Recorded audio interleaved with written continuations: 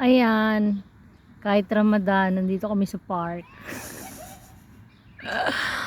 Alaga mong patay na patay sa park. Walang bata kasi busy ang mga yaya. 'Di ba?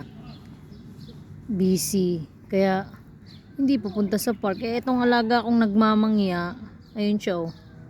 Gusto pumunta ng park. Wala magawa yung nanay kasi nagwawala siya sa bahay. Ayun, pinaspasan ng luto para makalabas kami. Walang pahinga-pahinga ngayon kasi late gising ng alaga ko. Tapos ang tagal niya matulog sa hapon. Nag-change pattern ng sleep kaya yeah, it's sour. Tama, walang katao-tao dito. Kasi nga busy. Alaga mong di makaintindi na wala ngang bata, nagpupumilit. Ayan, maghanap ka ng kasama mo, wala ka talagang kasama. Mga tao busy. Ito lang yung alaga kong hindi busy. Nahanap niya yung mga kalaro niya, wala daw.